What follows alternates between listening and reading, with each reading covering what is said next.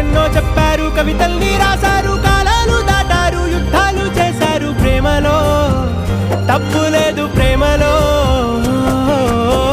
వేల వేల వెన్నెలంత నీదవాలి వెలుగునంత, మోయమంటే నేను ఎంత రే.